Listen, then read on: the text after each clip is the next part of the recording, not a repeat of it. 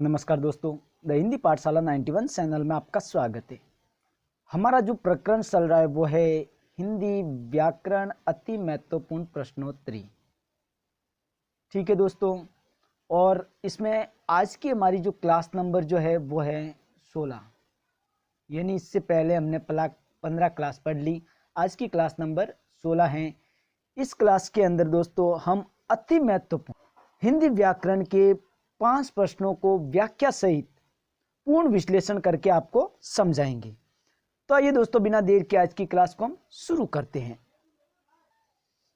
आज का जो हमारा पहला जो प्रश्न है, प्रश्न नंबर 1, वो है, देखिए दोस्तों, एक शब्द है ध्यानपूर्वक। ठीक है, शब्द क्या है? ध्यानपूर्वक। ये ध्यानपूर्वक शब्द है, ये क्या है? क्या ये परिमाणवाचक क्रिया विशेषण है, या कालवाचक क्रिया विशेषण है, या स्थानवाचक क्रिया विशेषण, या फिर रीतिवाचक क्रिया विशेषण? तो देखिए, पहले इनको हम व्याख्या करके समझते। परिमाणवाचक क्रिया विशेषण में क्या होता है दोस्तों कि परिमाण का बोध होता है। परिमाण यानी माप, नाप, तोल, यानी इसमें किसका बोध होता है? इसमें होता है परिमाण का बोध। ठीक है दोस्तों, इसमें होता है परिमाण का बोध। ठीक है, अब बात करें कालवाचक क्रिया विशेषण की, तो कालवाचक क्रिया विशेषण में काल यानी समय, समय का बोध होता है। ठीक है, इसके अंदर होता है समय का बोध। बात करें स्थानवाचक क्रिया विशेषण की, तो इसमें स्थान का बोध होता है, स्थान का हो या जगह का हो। ठीक है, तो इसमें स्थान का बोध होता है।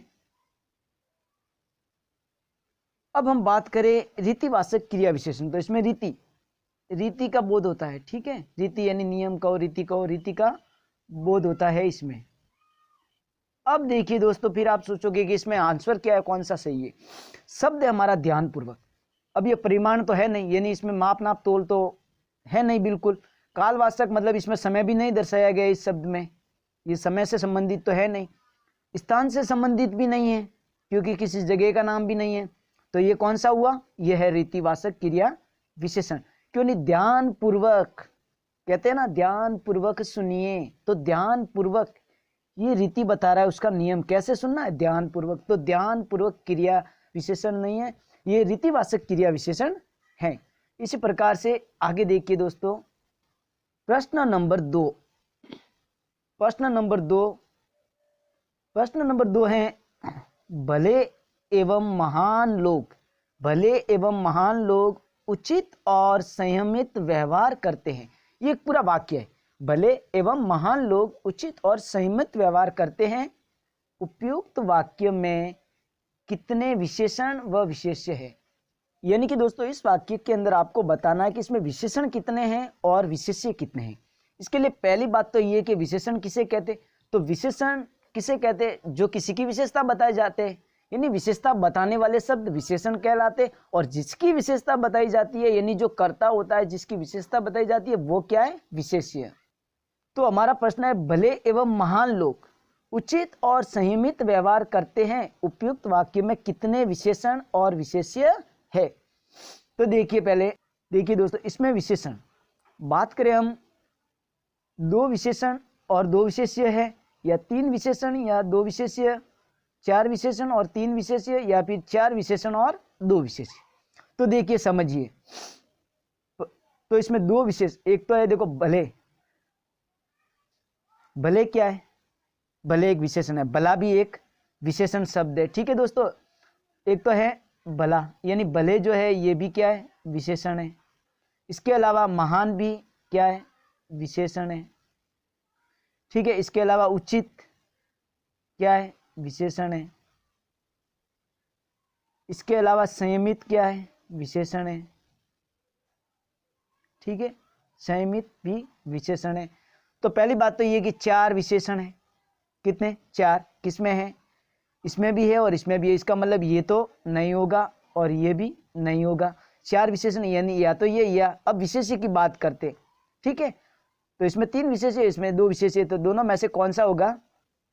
तो दोनों में से बात करें तो देखो, भले एवं महान लोग, यानी लोग, कैसे लोग? भले लोग और महान लोग। तो लोग यहाँ 2 बार होगा, मतलब लिखा हुआ 1 बार है, लेकिन कितने बार होगा? 2 बार।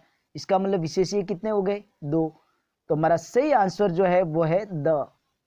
ठीक है दोस्तों, 4 विशेषण और 2 विशेष्य। इसी प्रकार से अगला प्रश्न देखिए, प्रश्न नंबर 3। प्रश्न नंबर 3 है, निम्न में से कौन सा शब्द विशेषण नहीं है? यानी यहाँ जो 4 शब्द दिए हुए उनमें से वो शब्द बताना है जो विशेषण नहीं है। ठीक है दोस्तों, एक है आगामी, शांत, काला या तुम। इन चारों में से कौन सा विशेषण नहीं है? तो देखिए दोस्तों, आगामी जो है वो क्या है? विशेषण है। कब आओगे? तो क्या आगामी सत्र। या फिर शांत, कैसा स्वभाव है? शांत स्वभाव है, मतलब उसकी विशेषता है। रंग कैसा है उसका? काला है, मतलब ये भी उसकी विशेषता है। यानी कि ये तीनों तो क्या है? तीनों विशेषण है। ये तीनों विशेषण है। और हमारा प्रश्न है कि निम्न में से कौन सा शब्द विशेषण नहीं है? इसका मतलब तुम, ये द, ये विशेषण नहीं है। तो फिर ये तुम है क्या? चलो इसको भी समझते एक बार। तुम ये सामने वाला यानी सुनने वाले के लिए प्रयुक्त किया जाता है, तो ये है सर्वनाम। और कौन सा सर्वनाम है? पुरुषवाचक सर्वनाम का भागी है मध्यम। कौन सा सर्वनाम है? सर्वनाम का भेद पुरुषवाचक सर्वनाम में। फिर पुरुषवाचक सर्वनाम भी 3 प्रकार के होते, उत्तम पुरुष, मध्यम पुरुष और अन्य पुरुष। तो ये तुम जो है ये मध्यम पुरुषवाचक सर्वनाम है। इसी प्रकार से चलिए आगे। अब दोस्तों प्रश्न नंबर 4। प्रश्न नंबर 4 है, एक वाक्य दिया हुआ है, यह गाय अधिक दूध देती है। यह गाय अधिक दूध देती है।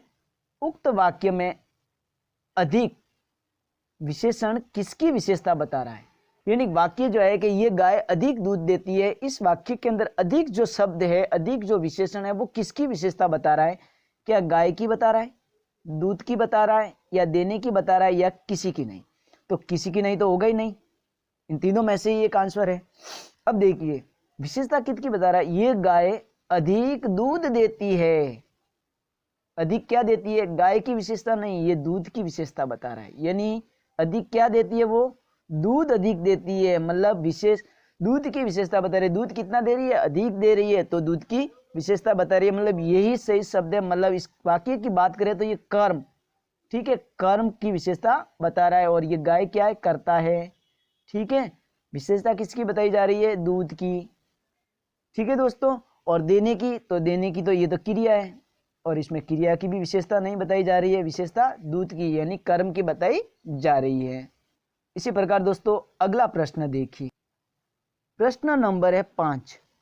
प्रश्न नंबर 5 है, वह श्रेष्ठ उपासक है। वह श्रेष्ठ उपासक है में विशेष्य है। यानी ये जो वाक्य दिया हुआ है वह श्रेष्ठ उपासक है, इसके अंदर आपको बताना है विशेष्य। यानी इसमें विशेष्य कौन है? वह है, या श्रेष्ठ है, या उपासक है, या फिर है। इन चारों में से इस वाक्य में विशेष्य कौन सा है? वह श्रेष्ठ उपासक है, विशेष्य बताना है। विशेष्य यानी जिसकी विशेषता बताई जाती है। ठीक है, वह श्रेष्ठ उपासक है। अब देखिए दोस्तों, वह बात करें हम वह की, तो वह जो है वह है सर्वनाम शब्द। कौन सा शब्द है? सर्वनाम। चलो इसको थोड़ा सही से लिखते हैं। हाँ, वह श्रेष्ठ उपासक है। वह श्रेष्ठ उपासक है। अब वह की बात करें तो वह है सर्वनाम शब्द। ठीक है, क्या है? सर्वनाम, यानी संज्ञा के स्थान पर यह प्रयुक्त हो रहा है, मतलब ये सर्वनाम शब्द है। श्रेष्ठ की बात करें तो यह है विशेषण। ठीक है, क्या है? यह है विशेषण है। श्रेष्ठ जो है वो है विशेषण। ठीक है दोस्तों, यह है विशेषण शब्द। उपासक, उपासक है विशेष्य। क्यों है हम आपको अभी समझाएंगे। यह है विशेष्य, और अब है तो अंतिम लगा हुआ, ये तो क्रिया कहो या कुछ भी, ठीक है, ये नहीं होगा। अब देखिए दोस्तों, वह तो होगा नहीं, क्योंकि ये तो सर्वनाम हो गया, यानी कर्ता हो गया। ये तो श्रेष्ठ क्या है? श्रेष्ठ हो गया विशेषण। अब श्रेष्ठ किसको बताया? उपासक को बताया। तो श्रेष्ठ तो विशेषण है, लेकिन विशेषता किसकी बता रहा है? उपासक की। उपासक कैसा है? श्रेष्ठ है। उपासक कैसा है? श्रेष्ठ। इसका मतलब ये है विशेष्य, क्योंकि उपासक की विशेषता, उपासक को श्रेष्ठ बताया है। किसको श्रेष्ठ बताया? उपासक को। तो विशेष्य हुआ उपासक, यानी यही इसका सही आंसर है। इसी के साथ दोस्तों आज की क्लास को हम यहीं पर पूर्ण करते हैं, और इसी प्रकार से एक क्लास हम डेली आपके लिए लेके आते रहेंगे। इसके लिए आप वीडियो को लाइक करें, कमेंट करके हमें बताएं कि वीडियो कैसा लगा, और ज़्यादा से ज़्यादा वीडियो को शेयर करें। और अगर आप हमारे चैनल पे नए हैं तो हमारे चैनल को सब्सक्राइब करना न भूलें। धन्यवाद।